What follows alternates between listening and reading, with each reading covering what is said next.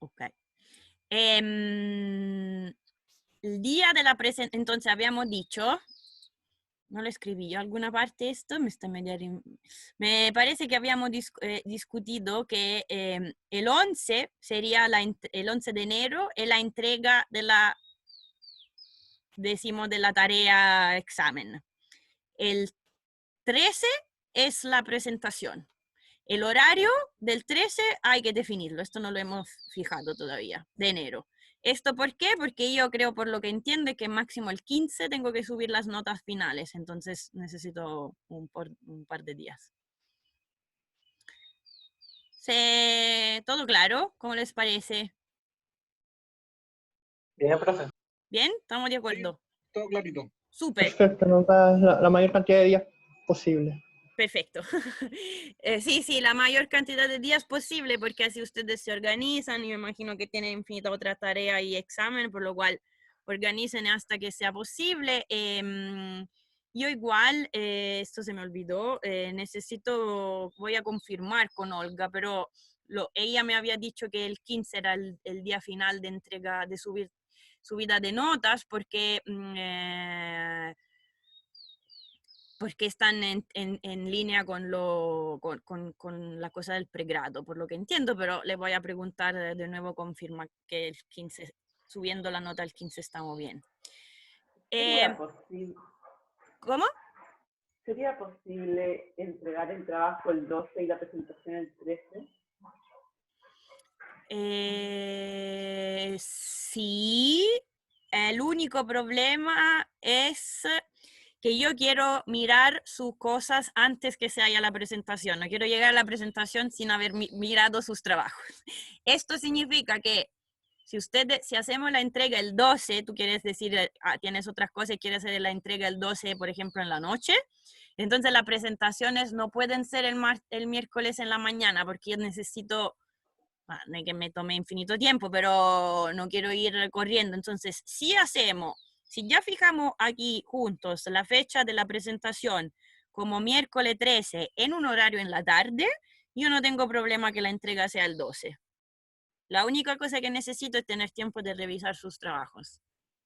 Entonces, ¿hay algún problema para una presentación el 13 en la tarde? Si no hay problema de los presentes, ¿cuántos son aquí? Y yo no tengo problema. 10, o sea que faltan 2 personas nomás, porque yo soy, sí que estamos en la gran mayoría. No le preparé un coso para votar. ¿Están de acuerdo? O sea, si hay alguien en contrario a la propuesta de Javiera, hable ahora. Es que igual en la tarde teníamos el horario de clase el miércoles, así que no debería haber problema en ese sentido. Verdad, correcto, correcto. No debería. Ahora, es que a este momento nadie tiene más clases, o sea, está todo. Claro, a no ser que pongan un examen a alguien a esa hora, o que también podría ser en la mañana. Claro, exacto. Y por eso yo digo, no sé si ustedes tienen sus agendas y ya tienen, me dice, mira, yo tengo un examen toda la tarde, entonces, o sea, no es posible. Por lo cual, no sé, yo le puedo mandar, podemos definir estas cosas y fijarla. Yo, repito, quiero un par de horas para revisar. Entonces, la presentación el 13, si hacemos la deadline el 12, tiene que ser a un cierto horario, no antes. Entonces, quedemos así. Yo le mando, lo escribo en el foro o en novedades para que lo tengan enfrente, reflexionen, si tienen, ¿cómo se dice? Objeciones, lo dicen pronto para que entonces cambiemos esta cosa de la fecha. Que podemos quedar así. Yo lo escribo en novedades y vemos si tienen, si a este momento ya tienen su examen y calendario, etcétera, etcétera. Ok, otra pregunta, algo, dudas. ¿Profe? Sí. Yo tengo una duda. ¿Qué pasa si uno ya elige un tema, se ¿Sí? va por un paper y no sé, se demora 1 o 2 semanas y se da cuenta que en realidad se le vino el paper como que uno no lo puede repitar o se puso muy difícil? ¿Qué no puede orientar más o menos en si lo que uno elige es asible, factible de hacer? A ver, si los tópicos están escritos es porque todos son factibles. O sea, ahora, además un problema de gusto, en el sentido que uno va a ser una especie de extension o un modelo tipo Endogenous Job Distraction, entonces el Search and Matching Model con Endogenous, pero una versión diferente, o sea, no es una extension, es una... Como la Endogenous Job Distraction es una extension, tienen esta otra extension y quiero que estudien. Esto, entre comillas, tiene, o sea, como siempre, tienen trade-off. Este tópico, por ejemplo, va a ser más nuevo en términos del modelo, pero está basado sobre una parte del libro, por lo cual ustedes tienen todo lo que le puede servir escrito en el libro. Hay cuestiones de ir a estudiar lo que le cuenta. Otro tópico va a ser menos novedoso, pero va a estar basado sobre un paper. Como han visto, los papers son menos explícitos, porque son papers, no son textbook. Entonces, el otro tópico está basado en un paper, no en un textbook, pero hay que reproducir los resultados del paper y en términos de, por ejemplo, modelización, es menos novedoso, o sea, significa haya que aplicar una cosa, bla, bla, bla, lo verán. Después también es cuestión de interés, ¿okay? O sea, a mí me interesa más, me inspira más un tópico que otro, pero en términos de feasibility son todos feasibles. Pero es gusto, entre comillas, entonces prefiero, ¿se entiende? Pensé Entonces, que iba a dar el tópico y nosotros íbamos a elegir como el paper, por eso como que me compliqué. no, es mucho más No, guiado, es muy, ya, perfecto. no es o sea, yo entiendo que a esta altura quizá querían hacer algo más como free, como más investigación, pero yo No, a tengo mí me sus... gusta guiado, profe, a mí me gusta bien guiado. Ah, ok. Ok, no, aquí no hay nada que elegir. Yo les digo, miren, vayan a leerse este capítulo o este paper y hagan esto y hagan otro. O sea, no hay mucha libertad. Maravilloso. Perfecto, es va. Nos gusta poca libertad. No, mucha libertad es paralizante, así que entiendo perfecto. No, es que con poquito tiempo, demasiada libertad no es No, necesario. exacto. Además,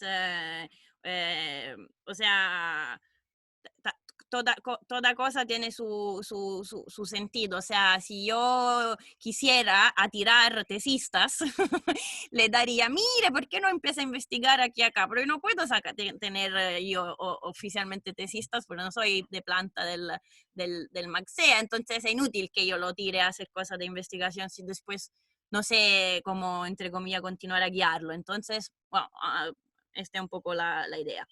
Sebastián, creo que tenía la mano arriba. Raise hands, puede ser, lo vi, apareció. Sí. Sí. Yo estaba triste porque no puedo ser su tesista, pero lo otro No, es... pero, pero repito una vez más, en términos externos, con todo el placer, es como principal, no se puede, pero en términos de Sí. Profe, no, es coayuda, que yo tenía otra pregunta. sí, Si en esos tópicos que usted tiene considerado, sí. tiene cómo ver, por ejemplo, los impactos de los subsidios progresivos o impuestos en los mercados del trabajo, que era como un tema que igual yo quería como estudiar.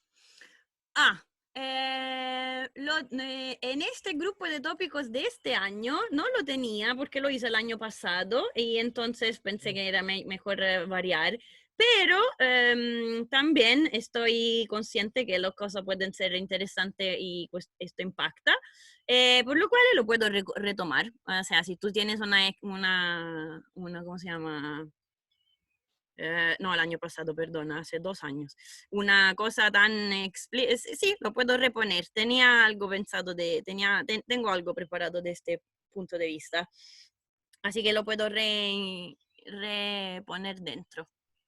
Aquí tengo que hacer unos pequeños cambios, pero sí. Ok, entonces deme por eso digo, le subiré los tópicos mañana o max el miércoles, ustedes le echan una mirada, etcétera, y que mi único punto es que se haga la allocation en max una semana, que las cosas no tengan más tiempo que esta.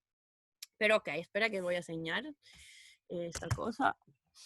Ok. Tópico progressivity. Ok.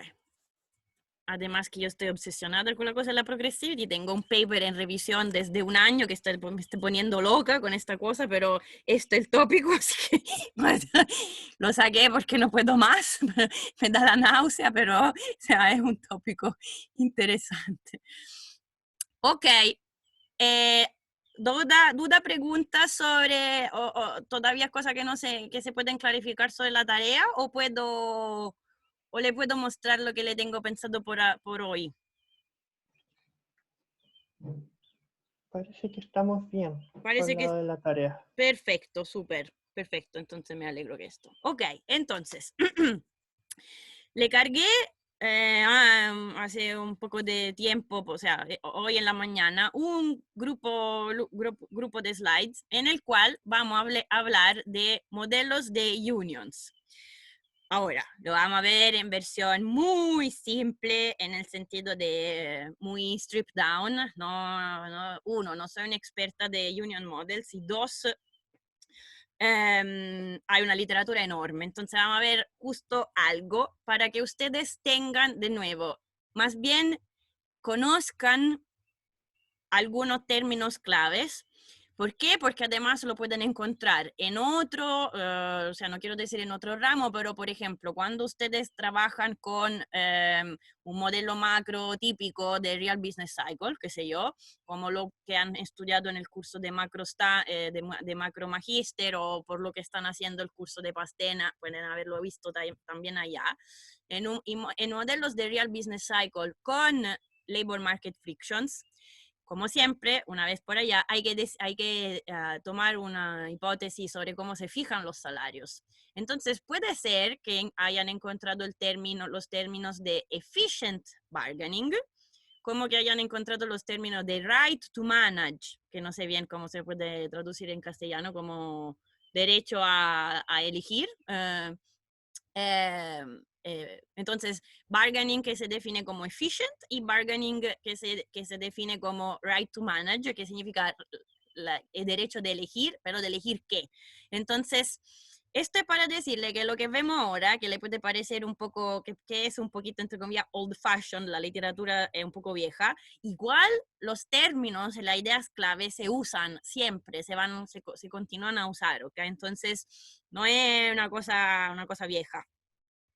Y unions entonces, sindicatos, es un tópico enorme porque básicamente se interrelaciona con contract theory, muy fascinante,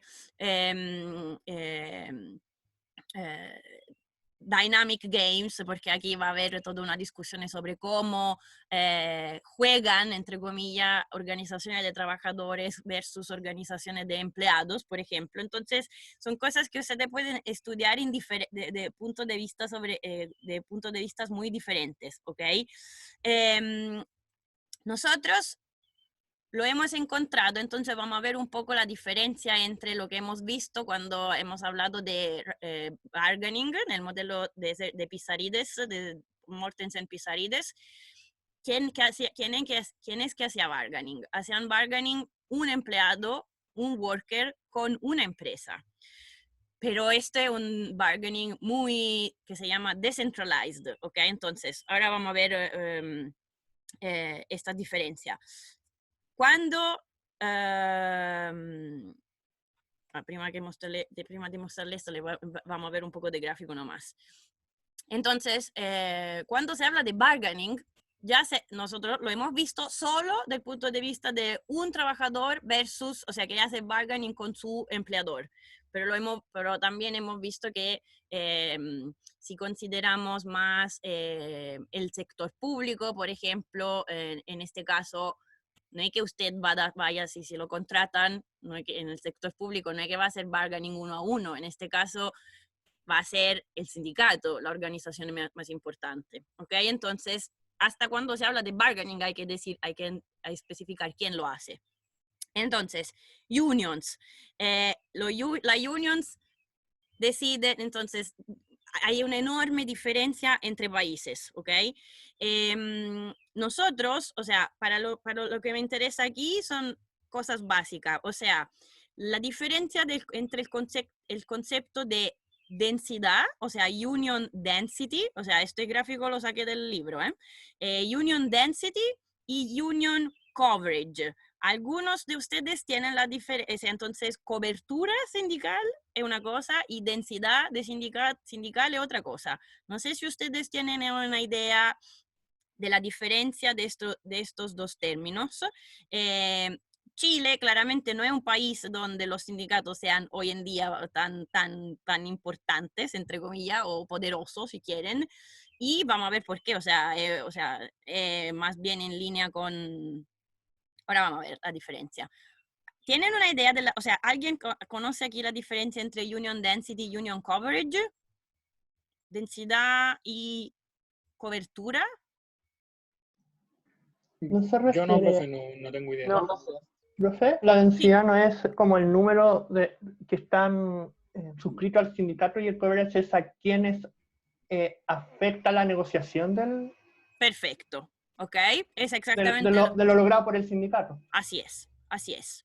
Entonces, union density es el porcentaje de la gente que está trabajando, o sea, de los employees totales, perdón, no de la gente que está trabajando, de los empleados, o sea, no hay independiente aquí, por supuesto, el porcentaje de la gente que está inscrita a un sindicato. Mientras que la union coverage, como dice Samuel, es la proporción de los trabajadores cuyo contrato de trabajo está negociado, entre comillas, o sea, cuyos términos están negociados a través de un sindicato. ¿Ok? Entonces, no sé si, o sea, en términos básicos de lo que pasa en el mundo, uno, imagino que ustedes tienen un poco la idea, ¿no? Tenemos el modelo nórdico, el modelo un poco anglosaxone, el modelo en términos de mercado del trabajo, ¿no? Y el modelo Europa continental. Entonces, si yo veo los países que tienen mayor union density, esto es un promedio de lo último, de la década del 2000, ¿ok? Tengo los países nórdicos con una alta densidad, después tengo los países europeos, pero decimos Alemania, Italia, o sea, continentales. UK está aquí todavía, ¿ok? Y después tenemos, por ejemplo, Chile y Estados Unidos. Una cosa extraña es que ustedes podrían decir, mira, Francia tiene menos del 10% de gente en Union Density. ¿Esto por qué? Porque en realidad, lo paso rápido, en realidad hay una diferencia entre density y coverage. Entonces, en algunos países, por norma de ley, un trabajador está, entre comillas, los términos de su contrato vienen de la negociación colectiva solo si tú estás inscrito. Mientras que en otros, tipo Francia, esto se extiende automáticamente a todos, o sea, lo que el sindicato obtiene se extiende automáticamente a todos los trabajadores, ¿ok? Entonces, en Francia no tiene ningún incentivo uno estar inscrito en un sindicato porque lo que logra el sindicato se aplica a él o ella también, ¿ok? Mientras que en Estados Unidos o Chile esto no pasa.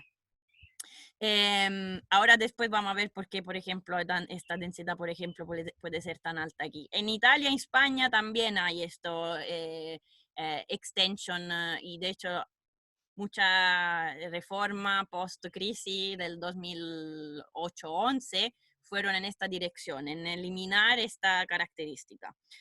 Ok, entonces de un lado hay esta diferencia, por lo cual hay algunos países donde el union density o coverage no cambia nada porque en realidad no hay extension posible, pero hay otros países donde cambia un montón, tipo Francia y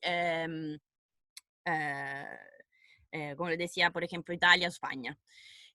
Ahora, aparte de esto, seguramente se puede decir que hay una tendencia a través de todos los países de una reducción aparte de los países nórdicos, de una reducción de las tasas de inscripción, entonces de Union Density, a través, o sea, básicamente los Union Density, la importancia de los Union llegó a su peak en los años 70, después del 80 hay una reducción y esto lo veamos básicamente a través de casi todos los países, repito, alguna excepción pueden ser solo los nórdicos, que esto para que tengan una idea.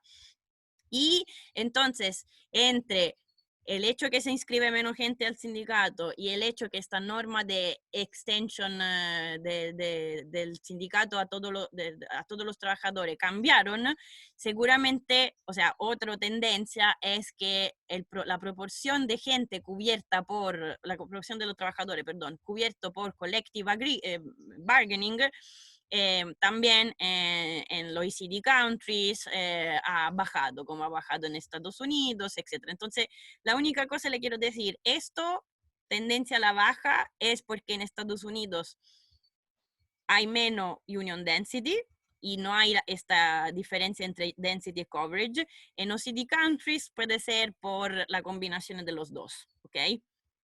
Y entonces aquí, para decirlo tan explícito, lo que les decía, si ustedes miran Francia, el azul, esto es el Union Coverage.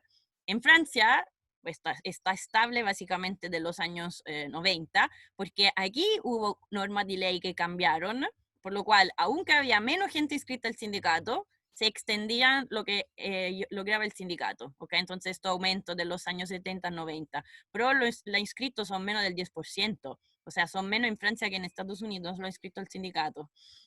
Pero como les decía, Union Density y Union Coverage bajan en Estados Unidos desde los años 70. ¿Ok? ¿Profe? Sí. Disculpe, en Francia, entonces, ¿cuál es el porcentaje que queda fuera de este coverage? ¿Por qué? O sea, un 10% de los trabajadores no están cubiertos por Claro.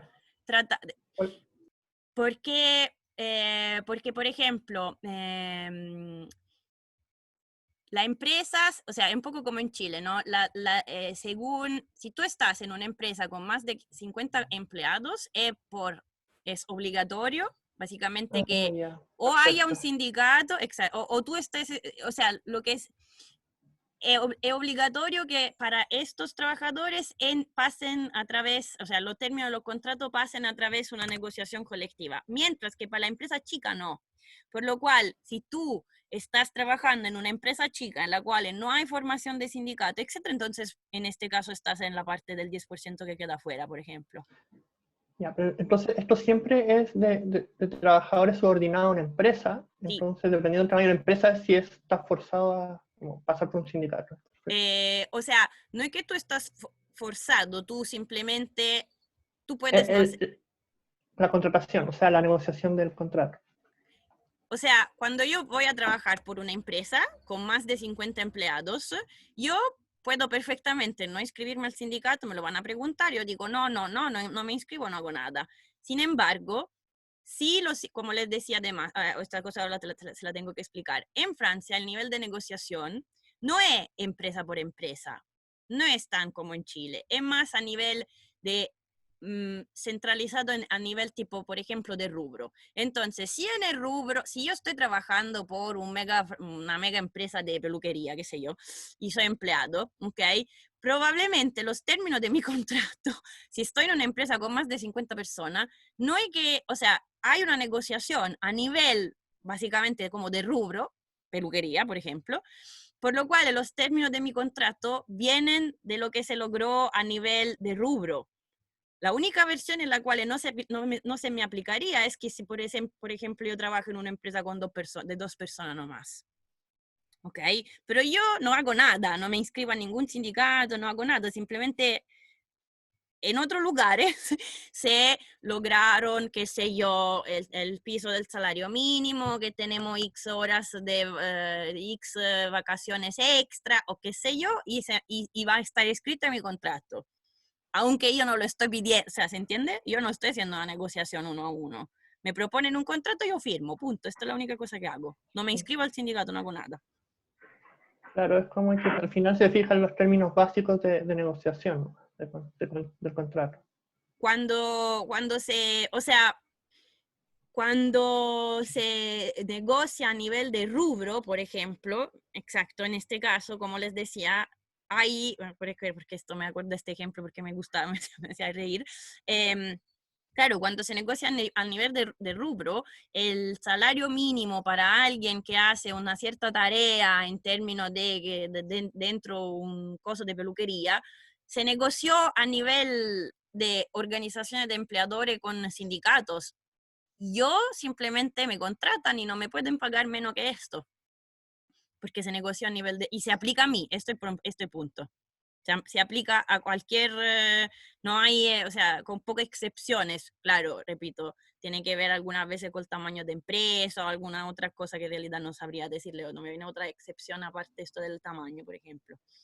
Perfecto, Sí, gracias. perfecto. Una pregunta. Sí, ¿Esta negociación entre rubros, sí. o la negociación de rubro, es considerada también sindicato o entra en otra categoría distinta? No, esta es negociación de sindicato, simplemente que la negociación se diferencia, uno, entonces a nivel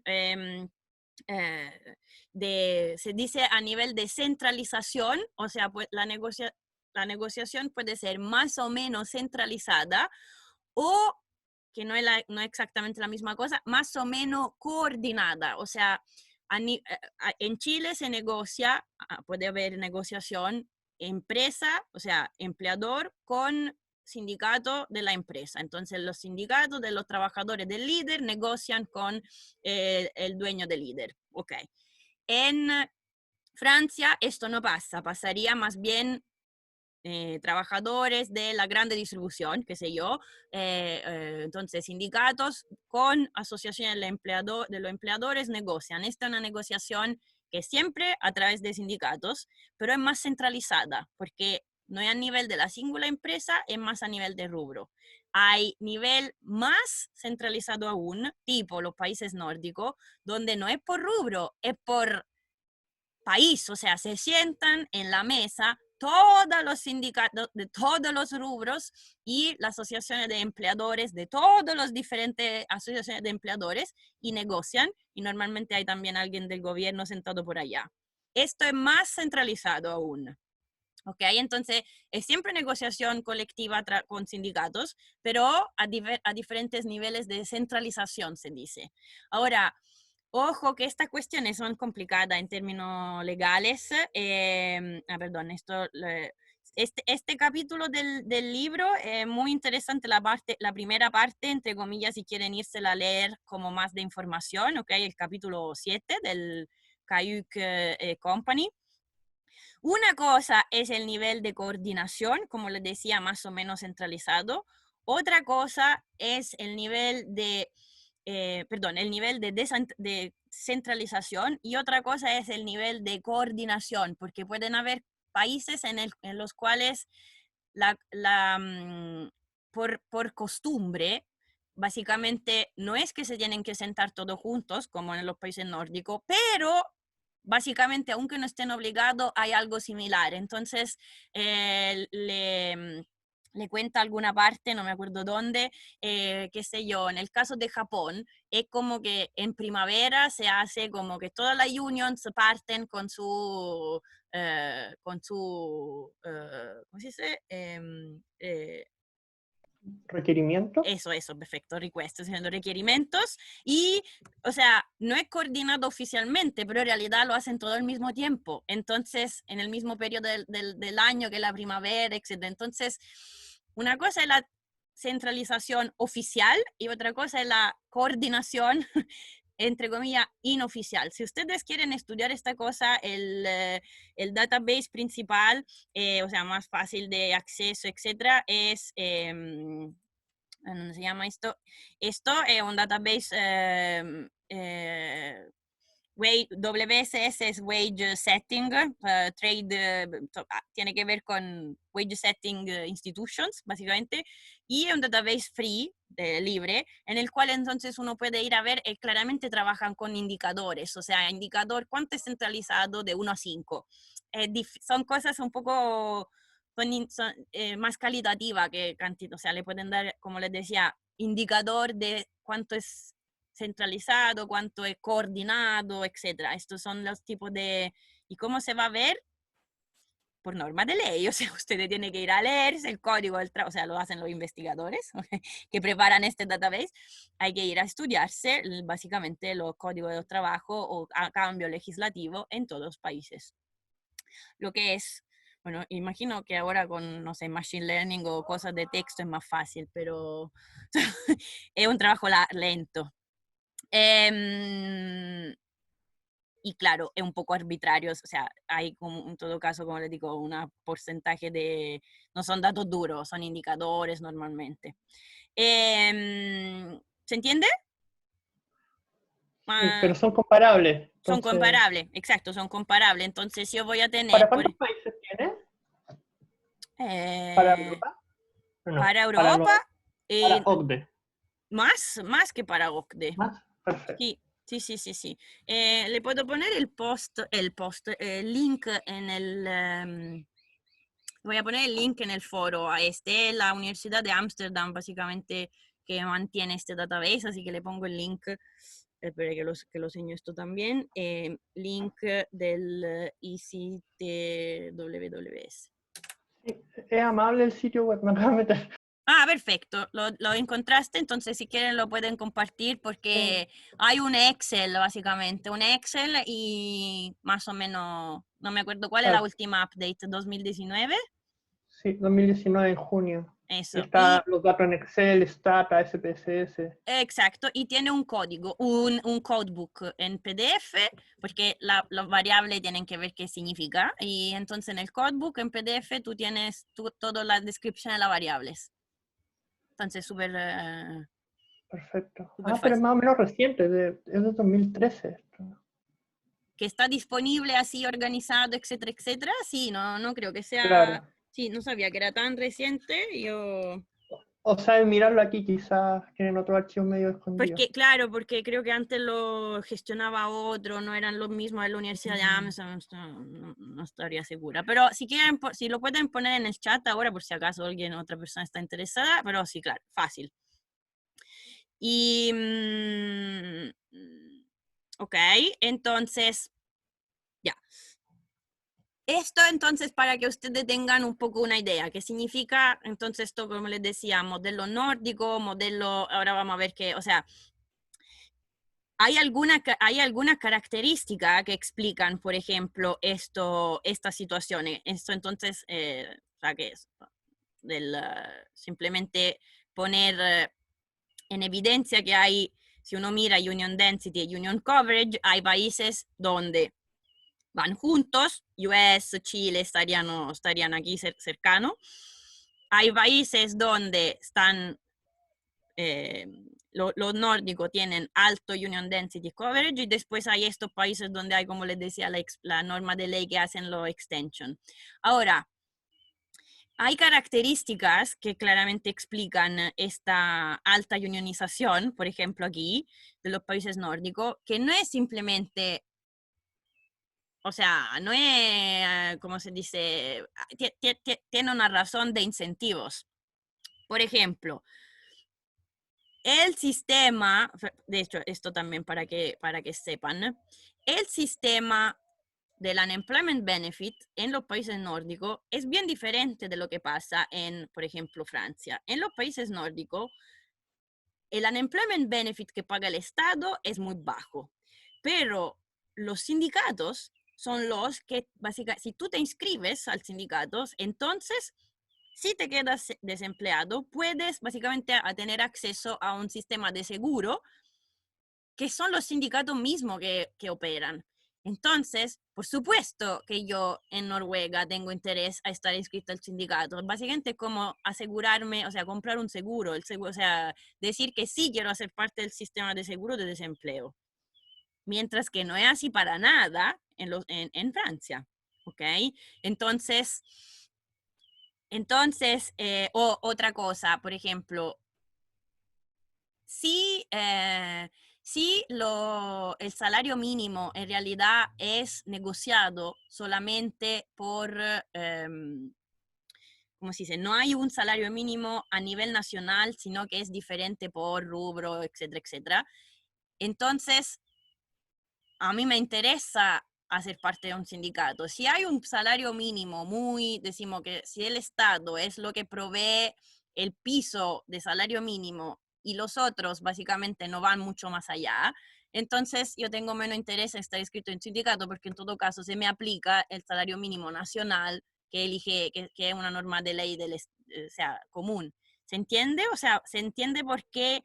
O sea, si uno tiene que ir a explicar la rate of unionization, hay que tener en cuenta toda esta diferencia, ¿ok? Entonces, por ejemplo, este sistema que les decía que son los trade unions que manejan el Unemployment Benefit Scheme, a esto se hace referencia cuando uno habla del sistema Ghent, pero ¿por qué le escribí con H? No está con H. Ghent es la ciudad sin H, es un typo. Ghent, la ciudad en Bélgica, no sé por qué le escribí así, que horrible, ¿ok? ¿Se entiende? La diferencia.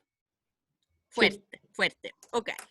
De todo esto, bla, bla, nosotros que vamos a ver algo muy, muy limitado. O sea, vamos a ver simplemente unos gráficos en los cuales podemos comparar los outcomes de, por ejemplo, un bargaining hecho entre sindicato y empleadores, y vamos a hacer la diferencia entre un bargaining sobre la característica que serían salario y nivel de empleo, o bargaining que puede ser simplemente solo el nivel de salario, ¿ok? Esto va a ser lo que vemos nosotros. Y entonces, como les decía, vamos a ver básicamente en versiones súper simple, tres simplemente maneras de poner el problema. Uno lo vamos a llamar el modelo de Monopoly Union, o sea, la union que elige en el monopolio, elige el nivel de salario. El modelo de Right to Manage, que significa vamos a tener una empresa y un sindicato, pero la empresa elige el nivel de empleo. O sea, el sindicato es el único que elige el nivel de salario, pero básicamente tiene el constraint que la empresa entonces elige el nivel de empleo. Y después vamos a ver el concepto de efficient bargaining, que en realidad un poquito ya conocemos de manera implícita. Ahora, lo que yo no voy a estudiar para nada es cómo se forma, o sea, la union es un grupo de agentes. ¿Cómo se representan las preferencias de un grupo de agentes que pueden ser heterogéneos, por ejemplo? Ni siquiera entro, que hay un enorme también otro tópico. Aquí vamos a considerar una union como un grupo, como que tiene una preferencia porque la gente dentro es homogénea, cosa que claramente no es muy realista. Pero, amén, para hacerlo, lo vemos así, porque no nos da el tiempo para ver de más cosas, ¿ok? Entonces, primero que nada, vamos a plantear un problema súper, súper simple. Vamos a plantear el problema de una union y de una firma representativa, ¿ok? Entonces aquí no hay grupos de empleadores, hay una firma. Una firma representativa con la misma característica de siempre, una firma que tiene una instantaneous profits, ni siquiera vacancy posting, nada, o sea, volvemos a la base de micro básica que han visto cuando eran jóvenes. Entonces, los profits, las utilidades instantáneas son producción, que vendo a un precio normalizado a 1, menos costo total, que es cuánto es mi factor trabajo y lo tengo que pagar un salario W. Nada más que esto, sin capital, sin costo fijo, sin nada. Entonces, si yo fuera la única, si yo tuviera que elegir, me pondría si yo fuera price taker, yo voy a pedir factor trabajo hasta que la productividad marginal es igual al costo marginal, que sería el salario, ¿ok? Entonces, si yo esto lo voy a querer representar en un gráfico, en el cual voy a tener, lo voy a hacer con la tablet mejor, en un gráfico en el cual voy a tener factor trabajo y W en los ejes, ¿ok? Lo que voy a representar son, de un lado, la labor demand y del otro lado, una curva de isoprofit.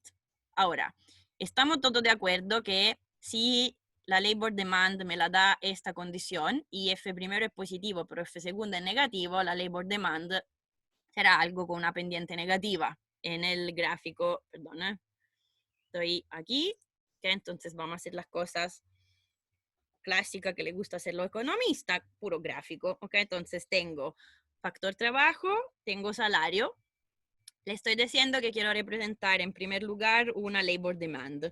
Una labor demand considerando que la función de producción es la clásica, entonces esta será mi labor demand. Hasta aquí nada de nuevo bajo el sol. Voy a representar la curva de isoprofit. Entonces, ¿cómo hago la isoprofit? Hago el diferencial total de la expresión de los profits. ¿Ok? De esta manera veo que la pendiente de esta isoprofit me la da esta expresión, donde la notation es, el subscript es, o sea, se entiende, ¿no? Es la derivada parcial de la función pi con respecto a L y esta es la derivada parcial de la función con respecto a W. Ok, entonces quiero ver cómo lo tengo que graficar esta curva. Puesto que si yo voy a ver cuál es la derivada de la pi con respecto a L, es simplemente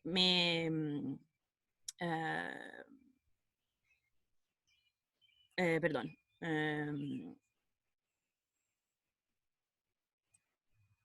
Lo que me sirve para ir a ver la pendiente, ¿ok?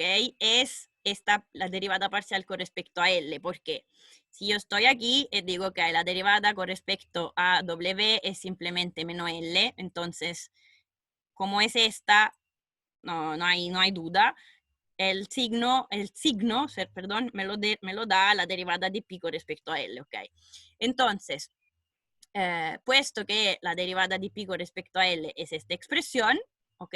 Y que yo sé que f primero es positivo y f segundo es negativo, esta función me dice que va a ser primero creciente y después decreciente y llego a un máximo cuando estoy arriba de la labor demand, ¿ok? Porque el máximo es cuando la derivada primera es igual a la f primero igual a w, ¿ok? ¿Se entiende esto? O sea, le estoy simplemente diciendo la derivada del signo de esta cuestión me lo da pi di L, ¿ok?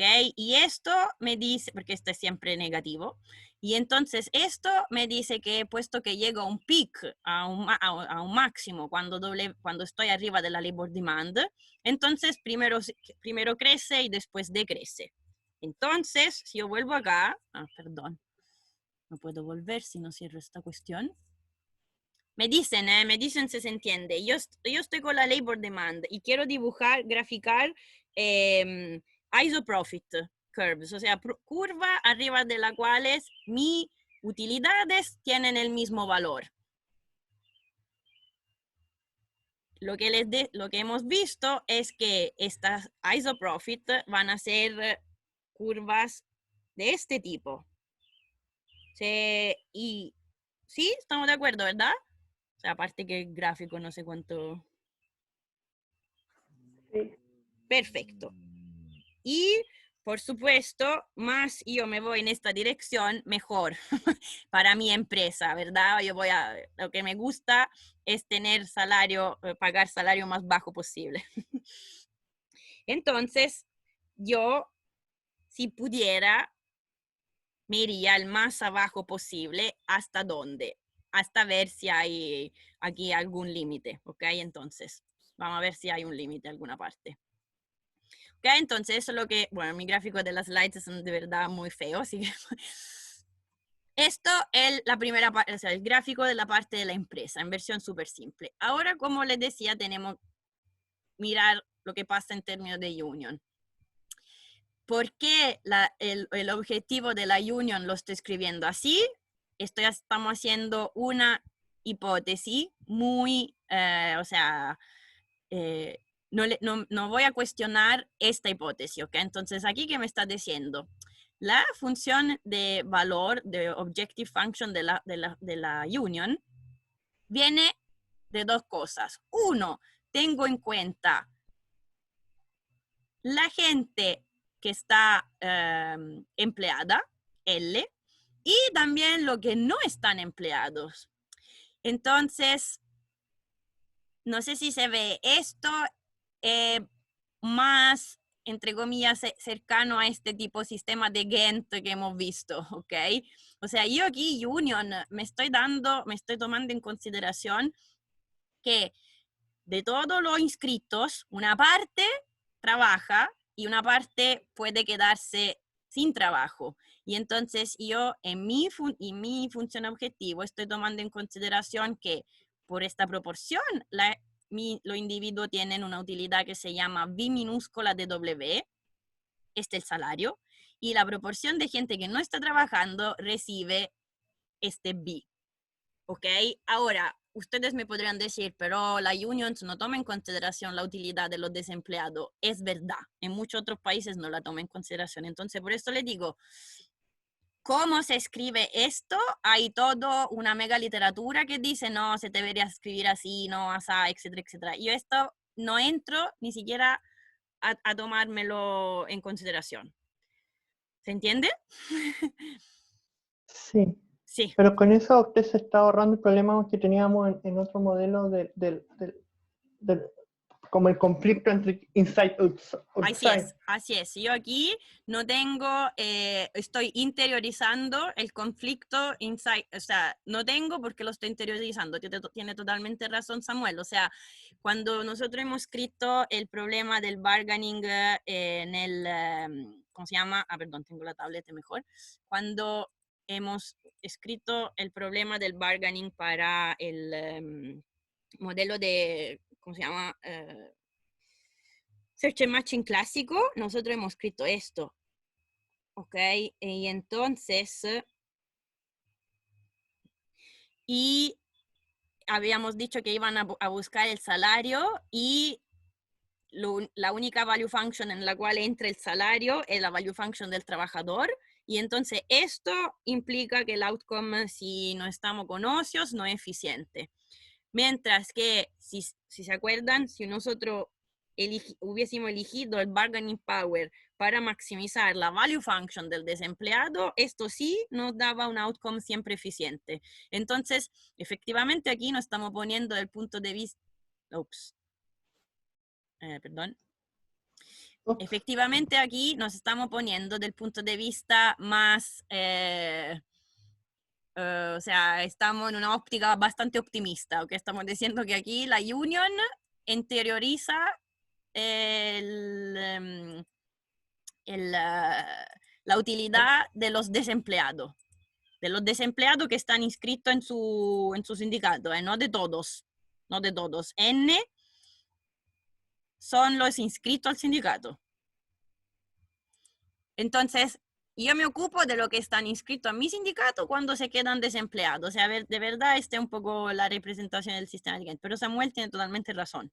Podría, de hecho, en muchas otras situaciones esta parte no debería entrar. Efectivamente. Entonces, ya se lo pueden tener un poco una idea.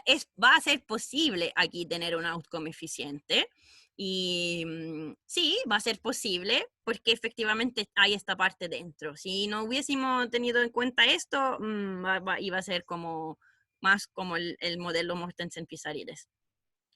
Ah, Gantt se escribe con la H en inglés. Ah, esa es la cuestión. Gracias, amor. Yo pensé que me había equivocado. No, hay dos escrituras, ok. Ok, gracias. Ok, ¿qué estaba diciendo? Ah, sí, entonces sí, esta es la Union Objective. Y tenemos que tomar ¿cómo decir? Tenemos que hacer una hipótesis sobre esto VD. Y la hipótesis básica va a ser que para los trabajadores, o sea, para los miembros de la union, consideremos risk aversion, cosa que en todo nuestro modelo no hemos considerado nunca, ¿verdad? Yo cuando le escribo la value function del trabajador era W chica menos bla, bla, bla. O sea, le estoy diciendo que su utilidad es lineal, o sea, que hay risk neutrality. Aquí está by default diciendo que hay risk aversion. Ok, entonces, ¿qué queremos hacer? Tenemos nuestro simpático gráfico, donde queremos ver las cosas de manera simple. Entonces, pero voy a hacer un poco de orden. Voy a querer representar el punto de vista de la union en este gráfico. Entonces como aquí tengo isoprofits, voy a tener que representar indifference curve, y entonces quiero representar la indifference curve donde siempre en el espacio LW. Ok, entonces vamos aquí. Si yo quiero escribir la indifference curve, entonces hago el diferencial total, ¿verdad? Tiene esta expresión que tienen aquí, entonces no sé si lo queremos ir viendo junto, pero siempre la notación es la derivada de B mayúscula con respecto al salario. Lo reescribo todo y quiero ver esta curva de indiferencia como la grafico. Esta curva de indiferencia entonces tiene esta expresión. ¿Por qué le puedo decir aquí que es negativo?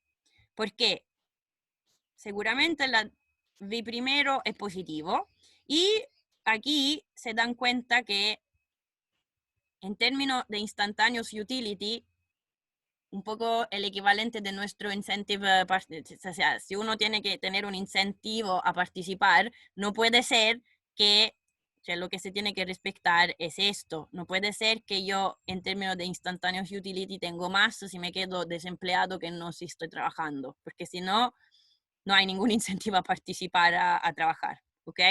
Entonces, yo veo que esta va a ser una relación, una curva de indiferencia estándar, o sea, negativa y convexa, ¿ok? Me dicen si se entiende o si hay dudas, y perdón que voy a borrar aquí para graficar. Ok, entonces estoy con... Estoy aquí, esta eran mis isoprofits, y le tengo que poner junta mi curva de indiferencia que son decreciente y convexa, y más me voy arriba, mejor estoy, ¿ok? Entonces, aparte, siempre que mi gráfico no es, tengo la mano no muy firme,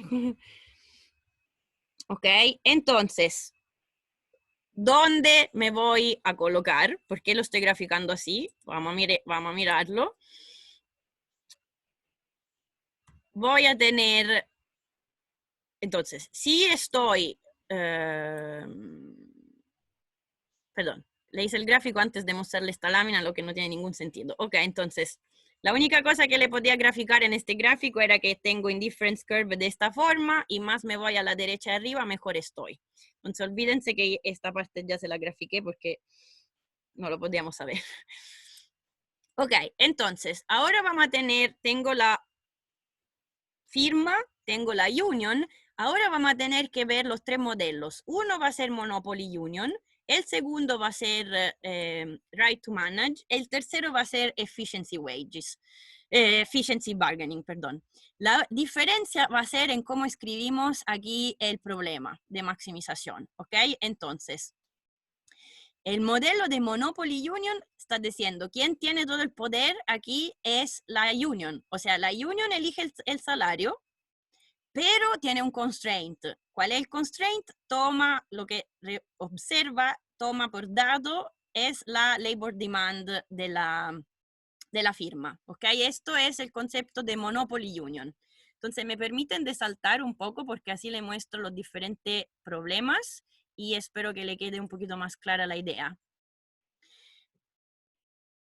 ¿Ok? Entonces, si yo soy Monopoly Union, elijo el salario, maximizo mi objective function, elijo el salario, pero tengo que tomar en cuenta el constraint que viene de la firma. El right to manage es un modelo de bargaining entre union y firm, entonces reconocen aquí el bargaining power, ¿verdad? De firma y union, el Nash bargaining, como la hemos ya visto, pero right to manage significa la variable que se elige es el salario, no las dos que serían el salario y el nivel de empleo. Y una vez más, la labor demand es un constraint. ¿Ok? Entonces, esta es la segunda posibilidad. La tercera posibilidad es lo que No me se... quedó claro cuál era la diferencia entonces con la primera. Ah, sí. Entonces, mira, la primera, yo no hago ningún bargaining. Yo estoy maximizando el objective function de la union nomás, porque la union es que tiene el monopolio. O sea, no hay, o sea, si quieren, esto es un bargaining en el cual el único que tiene el bargaining power es la union. ¿Se ve? Entonces, en el siguiente, la firma también tiene poder. Así Ambas es. tienen poder. Exactamente. En el siguiente, la firma también tiene una parte de bargaining power, de hecho tiene 1 menos gamma, y esta tiene, la union tiene gamma. En el primer modelo, básicamente ya podemos escribir el primer modelo que significa monopoly union, la union tiene todo el poder. Aquí se lo comparten, gamma y 1 menos gamma, pero de nuevo, lo que se fija el salario y la labor demand es el constraint de la situación. La última posibilidad es lo que se define efficient bargaining, y después tenemos que ir a ver por qué es efficient, en el cual hay el bargaining power, o sea, el Nash bargaining, el bargaining power, pero se eligen las dos al mismo tiempo, las dos variables, el nivel de salario y el nivel de empleo. ¿Sí? ¿Se entiende? ¿Se ve la diferencia? Sí, en dos casos hay, claro, la negociación a la Nash. Exacto. En los dos casos de efficient bargaining o right to manage hay la negociación a la Nash, y la única diferencia es se negocia sobre las dos variables al mismo tiempo o solo sobre una, y entonces la otra viene del constraint de la labor demand. Esta es la diferencia. Y aquí el primero, el Monopoly Union, le está diciendo que es la union que elige el salario usando el constraint de la labor demand. Pero en realidad ustedes ya también saben cuál es el otro extremo. O sea, porque esto significa todo el bargaining power lo tiene no me acuerdo gamma quién era, el bargaining power de quién, de la union, ok. Entonces aquí le estoy diciendo que todo el bargaining power lo tiene el union, pero, ok, entonces, esto, en este caso, es como decir, en realidad, gamma es igual a 1, pero ustedes, en el gráfico que ya hemos visto, deberían poder tener una idea de dónde se debería poner la empresa si ella tuviera el máximo del todo el bargaining power. ¿Usted dónde se pondría? Espere, ver si lo hago un poquito mejor este gráfico. Okay, porque me podrían decir, ya, ¿por qué no está mostrando una situación en la cual tiene solo la firma tiene todo el bargaining power? Correcto, pero ustedes ya deberían tener una idea de dónde va a ser. ¿Qué dicen? Claro. Donde el azul sea tangente con la demanda y sería fijando el salario Perfecto. mínimo. Así O sea, es. el de que esté indiferente del home. Exacto. O sea, si yo tuviera todo el poder y yo yo soy la empresa, me quiero ir más abajo posible en términos de ISO profits, o sea, porque está mejor aquí. Pero claro, si yo, entre comillas, lo hemos visto, el monopsony power de la empresa, puedo ofrecer un salario más bajo de B, o sea, nadie va a venir, o sea, entonces a trabajar. Entonces, en realidad, está muy bien, que ya lo hemos visto, si quieren, es el lugar de equilibrio cuando gamma es igual a 0. Monopsony, o sea, si quieren lo que hemos llamado firma con poderes de monopsonio. ¿Ok? Y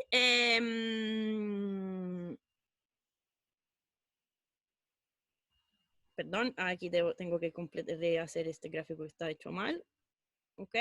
Entonces tenemos nuestra isoprofits. ¿Ok? Todo esto así. Y hasta ahora entonces tenemos ya el primer caso, si quieren, la firma tiene todo el poder, va a elegir de una combinación de salario, o sea, cuánto trabajo demanda, considerando el salario lo toma por given si quieren, pero no puede ir más abajo de este B porque si no nadie trabaja, entonces yo me pondría aquí. Ahora vamos a ver en el gráfico la versión con el Union Monopoly, ¿ok? Entonces ahora vamos a ver en el gráfico, o sea, ya lo estábamos viendo, ¿dónde estamos? Si la Union que elige el salario. La única cosa que hemos visto hasta ahora es que la curva de indiferencia de la Union son estándar, o sea, decreasing y convex. Ahora, si yo resuelvo este problema, ok, entonces maximizo la value function solo de la Union, buscando, o sea, elijo el nivel de salario y tomo la labor demand como constraint, ok, entonces escribo la first order condition, bla, bla, bla, la derivada, entonces esta expresión así es derivada de la labor demand, de la función L que me dice que la labor demand, o sea, estoy sustituyendo el constraint aquí dentro, ¿verdad? Y entonces esta es la derivada de LD con respecto a W, ¿ok? Justo para que mi notation sea clara. Y entonces si yo hago la first order condition nomás, si yo lo reescribo de esta manera, ¿qué tengo? La expresión, lo que me dice que tiene que ser igual, o sea, mi punto de óptimo será un punto en el cual esto va a ser igual a esto, pero ¿esto quién es? Es la derivada del labor demand con respecto al W y la cuestión que tienen aquí a la izquierda es lo que tienen escrito aquí, ¿ok? Esto es la pendiente, porque tienen menos enfrente, es la pendiente, slope, la pendiente de la curva de indiferencia, esta es la pendiente de la curva de la labor demand. ¿Dónde me voy a poner yo entonces? En un punto,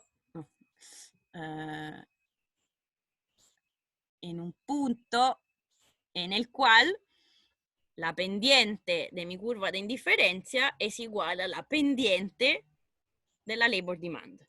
Esto era el punto que yo antes le grafiqué.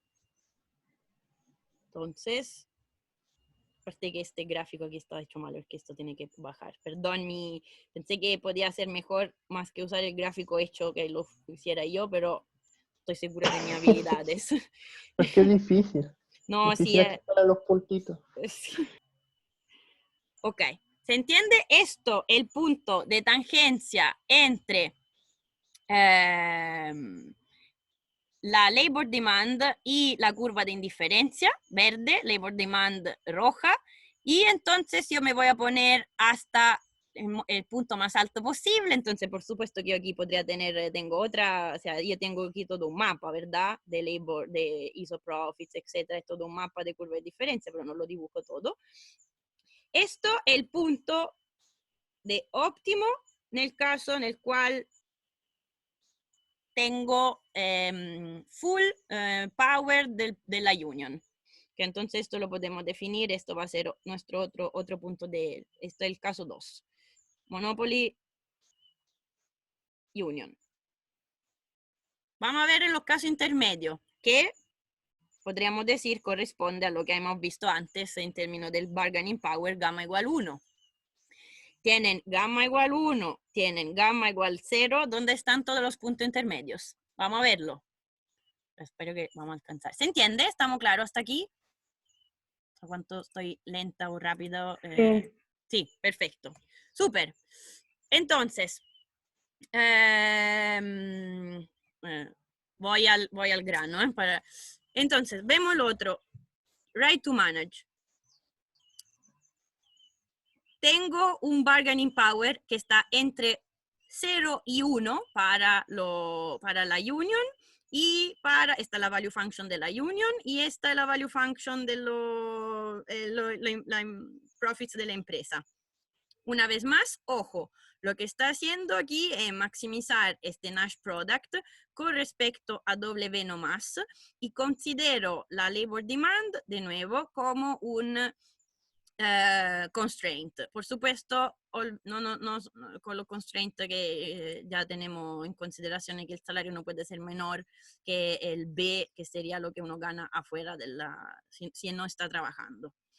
Entonces, en este caso, de nuevo, voy a simplemente escribir una first order condition. ¿Okay? La first order condition es la que está escrita aquí. De nuevo, PW es la derivada parcial de Pi con respecto a W. Entonces, toda esta first order condition que hago, multiplico todo por W. ¿Okay? Entonces, multiplico W aquí y W aquí. ¿Por qué? Porque ahora en azul deberían reconocer algo, siempre la misma solfa. Esta es derivada parcial de pi con respecto a W por W dividido por pi, y aquí de nuevo derivada por el valor dividido la función, o sea, son siempre elasticidades. ¿Ok? Entonces, esta expresión en azulito tenemos la elasticidad de la función de profits con respecto al salario, y esta es la elasticidad de la labor demand con respecto al salario. ¿Ok? Sígueme nomás un par de minutos. De esta función que tengo, que entonces toda esta cuestión igual a 0 la llamo phi mayúsculo. Quiero ver esto phi mayúsculo de nuevo como lo grafico. Entonces, de nuevo, me voy a, para ayudar a ver cómo lo grafico, voy a hacer la siguiente cosa. Voy a ir por total differentiation y voy a diferenciar con respecto a W y gamma. Gamma, ¿quién es? El bargaining power, donde está escrito aquí el bargaining power de la union. ¿Ok? Entonces, lo que yo veo es que si yo quiero ver cómo cambia el salario con respecto al bargaining power, en términos, hago la total differentiation de esta expresión aquí, con respecto entonces al W y gamma, tengo una cierta expresión. Va a ser la derivada de este phi con respecto a gamma dividido por la derivada de este phi con respecto a W. Me la arreglo para que sea un poco más transparente. ¿Y de qué manera me la arreglo? Phi de W tiene que ser negativo. ¿Por qué? Porque yo aquí, ¿qué estoy haciendo? No se olviden, estoy maximizando. Para que exista un máximo, la first order condition, o sea, se tiene que respetar la first order condition y la second order condition. Para que sea un máximo, la second order condition me dice que tiene que ser negativo, si no, no tengo un máximo. Entonces, esta cuestión es siempre negativo. Tengo el menos enfrente, el signo me la da esto. Esta expresión, usando simplemente lo que está escrito aquí, ¿ok? Entonces, álgebra lo estoy reescribiendo. Eta no es nada más que, o sea, aquí estoy yendo a sustituir, más que escribir esta expresión, estoy utilizando lo que me sale de esta parte, por lo cual phi di gamma lo puedo escribir como la derivada, la elasticidad dividido por gamma. Esto estoy seguro, por cómo defino la elasticidad, que es siempre positivo. Por lo cual, mi conclusión es que esto es positivo. Cosa que no le debería parecer extraño. O sea, la union más tiene bargaining power la union, más va a ser alto el nivel del salario. ¿Y cuál va a ser entonces, si yo escribo esta expresión, la reescribo simplemente de manera un poco más ordenada, ¿qué tengo? Tengo esta expresión aquí, que no sé si nos puede ayudar, o sea, debería podernos ayudarnos porque ahora podemos ver de manera explícita lo que estábamos escribiendo en el gráfico. Miren, cuando gamma igual a 1, si gamma es igual a 1, esto me queda con la misma expresión de la ecuación 1, que sería, o sea, entonces gamma igual a 1, aquí le queda solo 1 dividido eta of L. O sea, me dice que voy a hacer con la misma pendiente de donde me voy a poner, donde la pendiente de la curva de indiferencia es igual a la pendiente de la labor demand, si gamma igual a 1. O sea, el caso que habíamos visto al principio, el número 1. O sea, este punto aquí. Si estoy con gamma igual 0, si gamma igual 0, si gamma igual 0, para que esto sea igual a 0, la única es que este numerador sea igual a 0. O sea que B tiene que ser igual a B.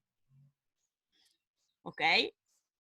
Lo que hemos llamado monopsonio. O sea, este otro punto. El salario es exactamente igual a B y yo me pongo aquí. ¿Ok? Entonces, este es el punto, los dos puntos extremos, todos los... perdón. En todos los otros, al variar de gamma,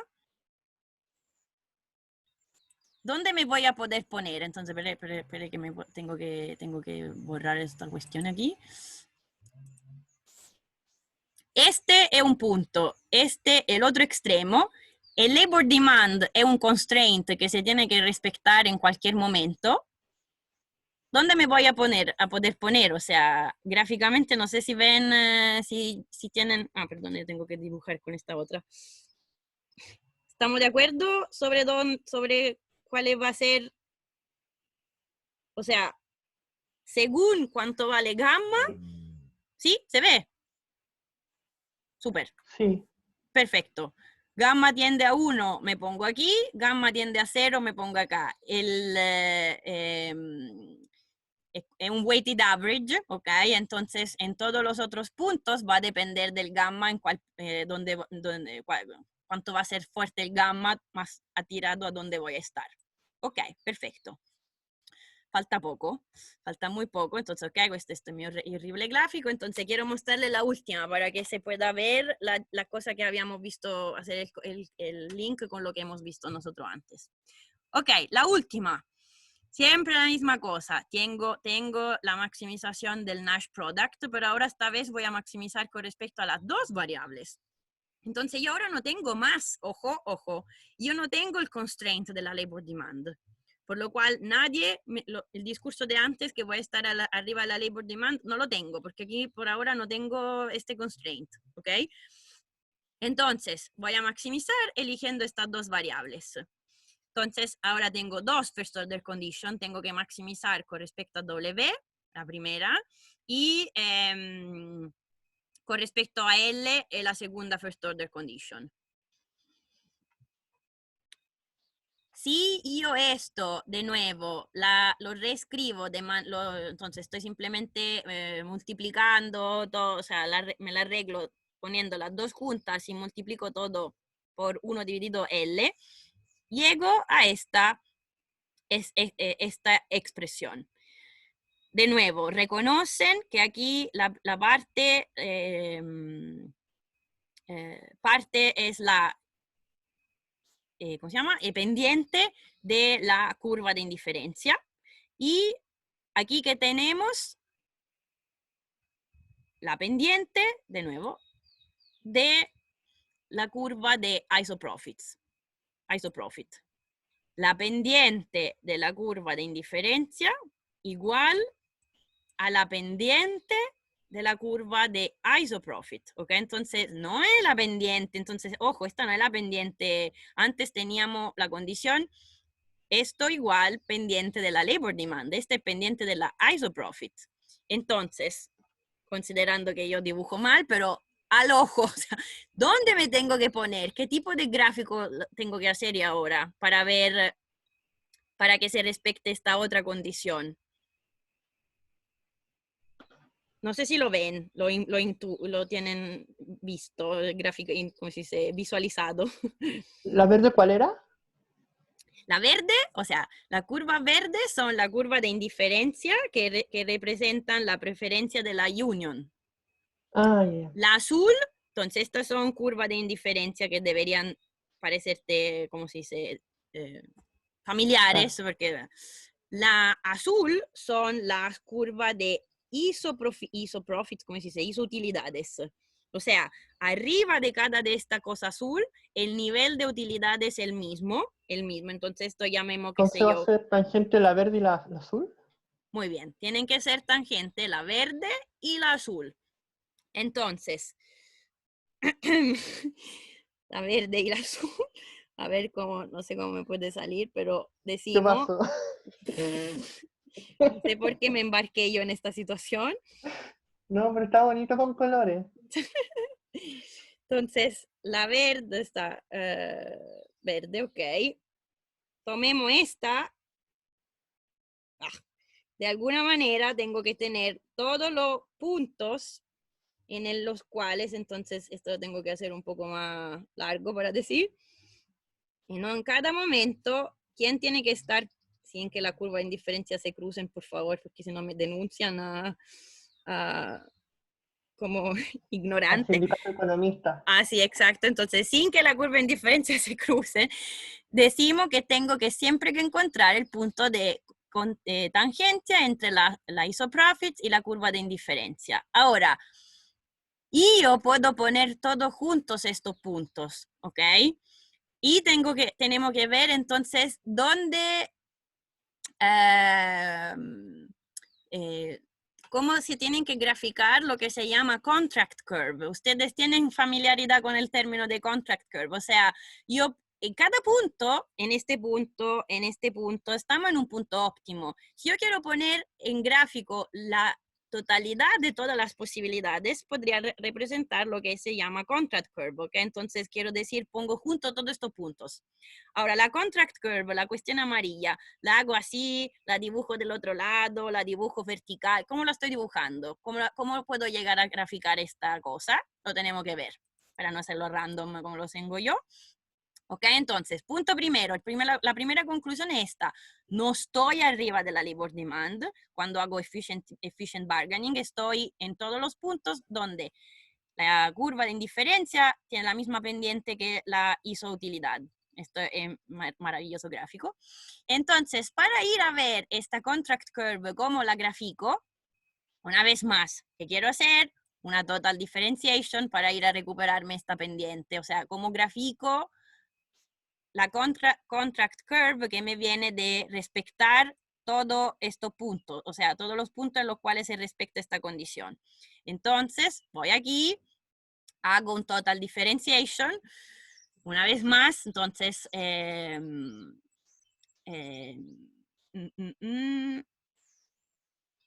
la pendiente de esto me la da esta expresión.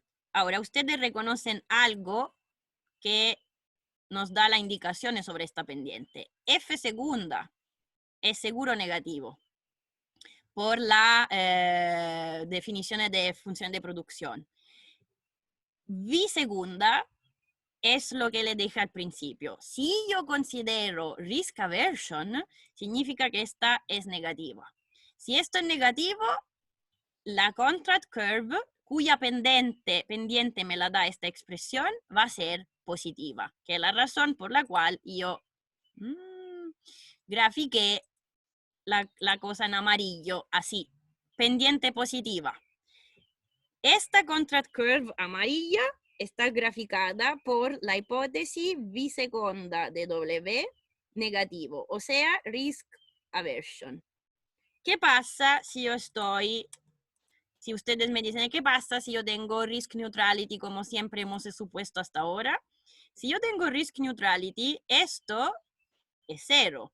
O sea, dB sobre, tengo ¿cómo se llama? Una curva, una pendiente que se me va a infinito, o sea, tendría algo vertical. ¿Se entiende? ¿Estamos de acuerdo con la interpretación? Cuando tengo risk neutrality, la pendiente de esto, lo que yo quiero graficar siempre, la contract curve, sería simplemente una recta vertical con pendiente que tiende a infinito, ¿ok? ¿Están de acuerdo conmigo? O sea, si yo esto, de nuevo, voy aquí, bajo la hipótesis de ¿escucho a alguien o no? No, sí, que se indefine la pendiente. Entonces, Exactamente, Exactamente, entonces decimos lo que lo voy a graficar. Tendría otro gráfico en el cual mi contract curve sería así. O sea, entonces, perdón, aquí siempre que se me enreda la cosa. Esta otra versión de contract curve, siempre el mismo modelo, todo igual, pero esto es suponiendo que B segundo es igual a 0. Entonces, claro, el gráfico lo habría tenido que hacer diferente, etcétera, pero no hay otra. O sea, o tienen esta situación así, donde todos los puntos óptimos van a estar arriba de esta vertical. Entonces, es como decir que aquí no hay trade-off. O sea, el único nivel de trabajo va a ser el estrella, y después lo que va a pasar es que cambia el salario. Mientras que aquí, con el risk aversion, lo que le gusta, o sea, vamos a tener una situación en la cual tenemos una combinación de mayor salario, mayor nivel de empleo en términos de los resultados de la combinación es óptima. O sea, en la cual se respecta siempre la first order condition, first order conditions, ¿ok? Ya, entonces, perdón, estamos aquí.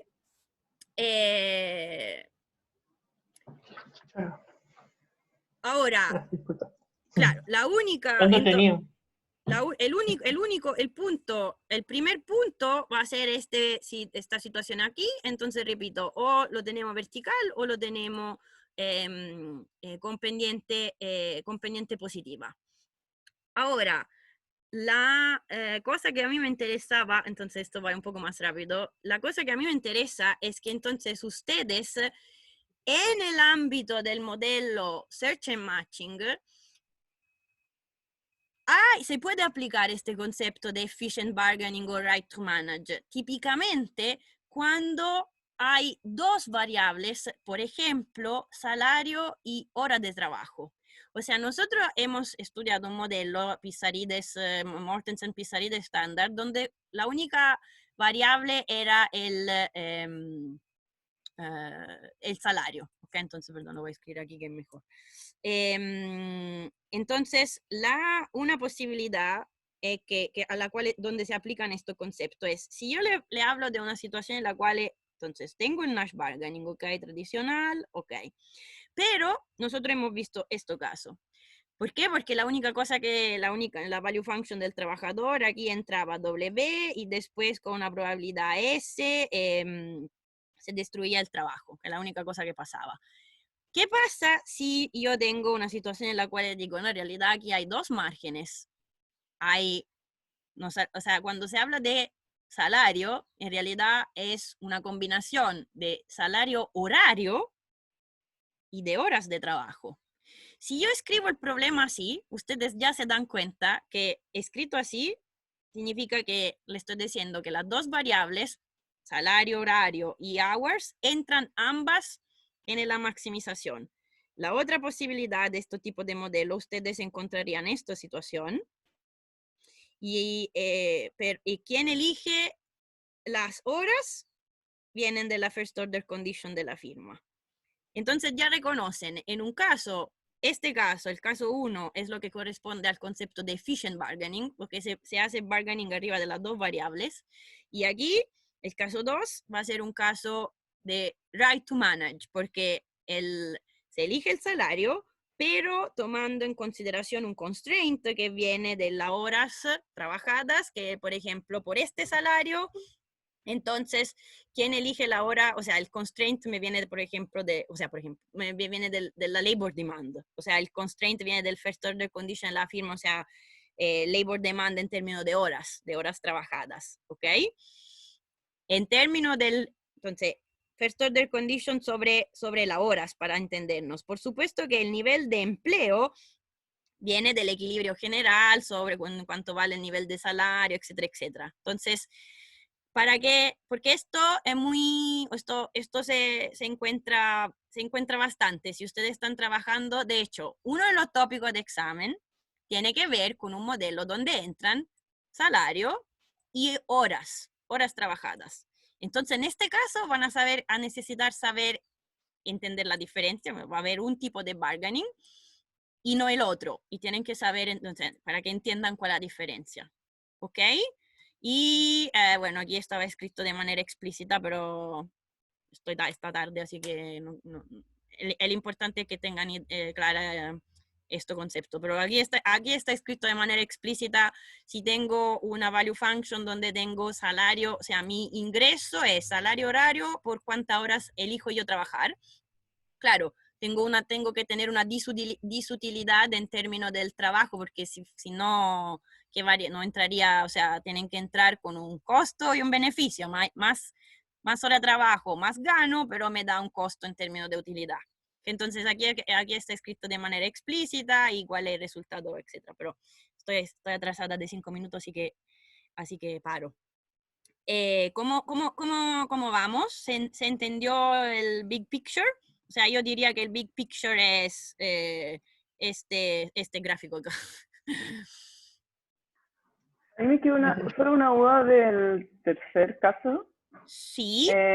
La curva roja desaparecería. No, en el gráfico anterior. Perdón, gráfico anterior. O sea, antes, tengo que ir antes en las láminas. No, en el gráfico del... ¿Con los colores? Su obra de arte. Mi obra de arte. En el tercer caso, sí. La curva L desaparece, roja desaparecería. En el tercer caso, esta no es un constraint, o sea, no hay este constraint. LD, o sea, yo estoy maximizando, tomando en consideración la expresión de las utilidades y la expresión de la utilidad, o sea, de los profits y de la value function. Y entonces mi condición me dice que tengo que estar tangente entre la isoprofit y la curva de indiferencia. Esta no es un constraint para mí. Entonces, las curvas de isoprofit no necesariamente están sobre la curva. Podría estar en cualquier lugar del gráfico. Sí, la relación entre la curva de labor demand, que sería F primero igual W, ¿verdad? ¿Dónde está el cosito para escribir? La labor demand me está simplemente diciendo aquí F primero de L tiene que ser igual a W. Lo que me dicen este gráfico es que la isoprofits, o sea, el cruce entre la labor demand y el isoprofit tiene que siempre que pasar en el punto de máximo de la isoprofit, por cuanto mi gráfico está mal hecho y no parece, pero esto se cruzan siempre en el punto de máximo. Esta es la relación entre las dos, por supuesto hay una relación, pero no lo que me dice el caso 3. No, el constraint no depende de esta labor demand. El constraint, entre comillas, lo que tengo que respetar es pendiente del azul, igual pendiente de la verde. La azul y la roja se cruzan siempre en el punto de máximo del azul. Esto sí, cualquier isoprofit cruza la labor demand cuando la isoprofit llega a su máximo. ¿Mejor? ¿Se entiende? Sí.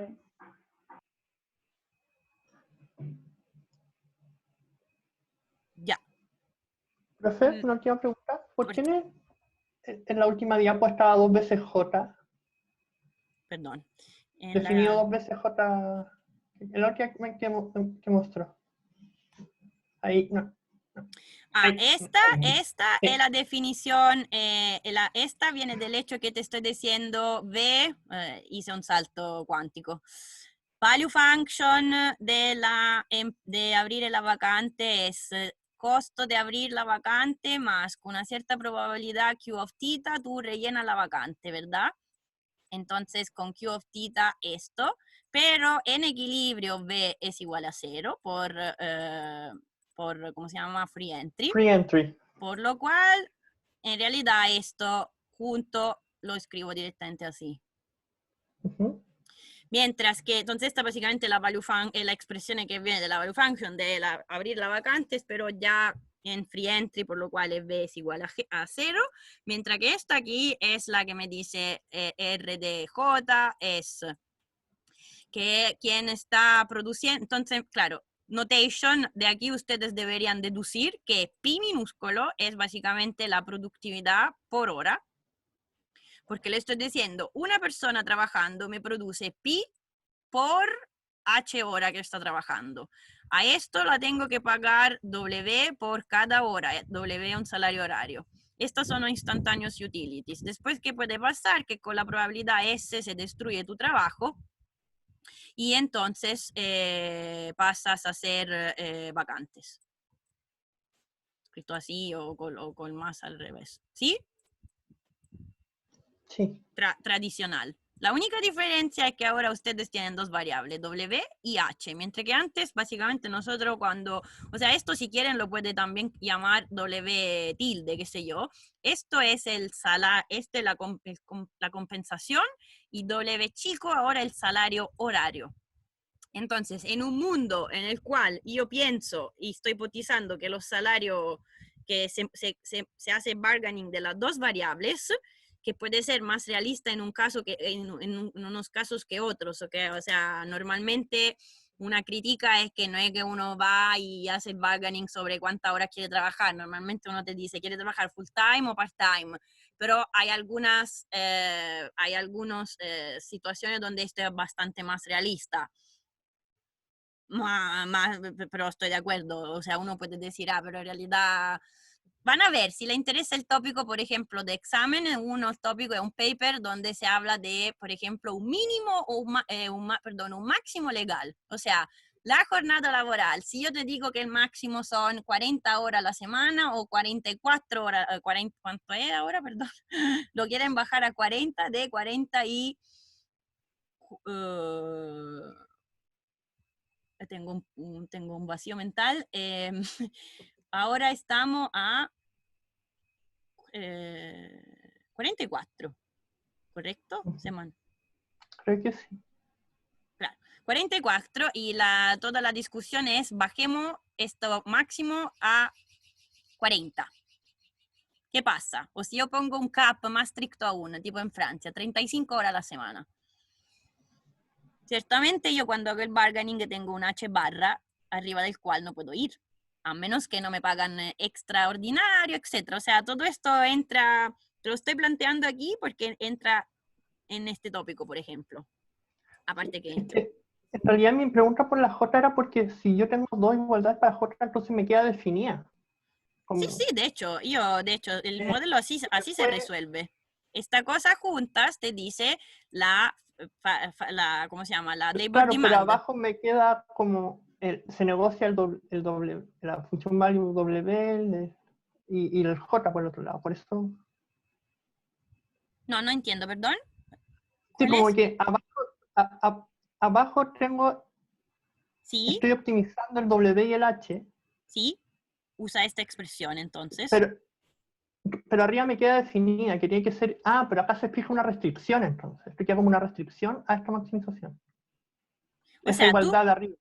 tú cuando maximizas, usas esta expresión, la expresión de J, que te viene de la J mismo, ¿ok? Entonces uno hace la expresión, maximiza, etcétera, etcétera. Cuando si tú te acuerdas, no sé si lo han hecho, no sé si se lo pedí alguna parte, cuando tú escribes la wage equation, aquí está escrito, cuando uno escribe la wage equation, entonces first order condition, estoy derivando, donde esta expresión es esta aquí, Pero después voy a usar esta otra expresión para expresar la wage equation de manera a la cual estamos acostumbrados. La uso también. Entonces, no es... O sea, aquí dentro entra esta, pero ojo que también ustedes saben que esto vale, por lo cual, por ejemplo, en cierto momento, más que escribir esta expresión, puedo escribir C dividido Q of theta. De hecho, de alguna manera, si se acuerdan, perdón, o por supuesto, lo que se tienen que ir se van, yo no estoy, o sea, nos vemos más allá, pero para terminar aquí, entonces, si te acuerdas, cuando nosotros hemos escrito la wage equation, era la, ¿cómo se llama? No es beta, gamma, aquí es la, ¿cómo se llama? Weighted average de bargaining power. Entonces aquí decimos, si tú lo único que ganas afuera es B, tendrás B, por ejemplo, ¿ok? Y aquí tenían la productividad, entonces aquí, ¿cómo se llama? P más C of theta, ¿te acuerdas? O sea, al ojo, o sea, de memoria. ¿Cómo es que entra C? ¿Cómo es que aquí dentro entra C? Porque cuando yo voy hacia, porque aquí no, de ninguna parte debería entrar C, ¿verdad? O sea, en la J hay esto, en el W C no entra, entonces, pero si yo hago la value perdón, ¿cómo se llama? La first order condition, Perfecto. me la desarrollo, bla, bla, bla, para que me salga la wage equation a la cual estamos acostumbrados, en algún punto tengo que usar esta expresión. ¿Okay? Entonces esto no crea ningún problema, no hay ningún problema. Y... ya, perfecto. Perfecto, ok, súper. Entonces, era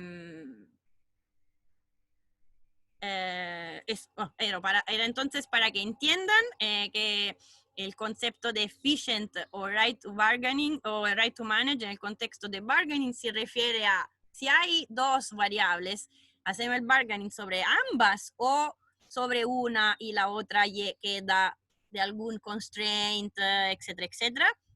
Entonces, típicamente cuando se habla de hours, esto puede ser una elección a hacer. Ok, entonces yo cierro y nos vemos el miércoles. ¿Qué vamos a ver el miércoles? El miércoles, no me acuerdo si fuiste tú, Samuel, o alguien. El miércoles vamos a ver un paper que encuentro entretenido porque nos dice, ok, hemos visto Union, o sea, hemos visto Union ahora, habíamos visto de Decentralized Bargaining. Si los trabajadores pudieran elegir, ¿a dónde se irían? ¿A un collective o un individualized? Entonces, esto es un paper que pone juntos, o sea, para leerlo, o sea, yo le voy a mostrar solo este paper el miércoles, ojalá nos demoremos menos para hacer comentarios, etc. Una idea en la cual vamos a ver las dos cosas al mismo tiempo, o sea, yo puedo abrir hay la Union Model y el Decentralized. ¿Quién va a uno u otro sistema? Ok, sorry, estoy extra atrasada, sorry. Eso, nos vemos el miércoles y yo le subo estos tópicos de exámenes para que por lo menos el miércoles mismo le echemos una mirada juntos y después ustedes vayan eligiendo. Okay, muchas gracias. Súper, gracias, no, gracias. Profesora, Sí. profesora, ¿el examen es individual o será grupal como las tareas? No, como la tarea, pareja o grupo de 3. Ya, muchas gracias. Súper, chao. Disculpen, vayan a almorzar. Chao, chao. Chao, usted también. Chao, gracias. Chao.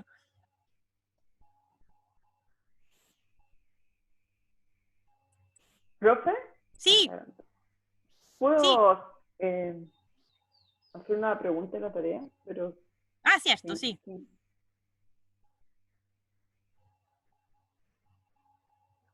¿Quiere que abra la tarea? ¿Puede ser sin grabar? ¿Puede ser sin grabar? Sí, perdón.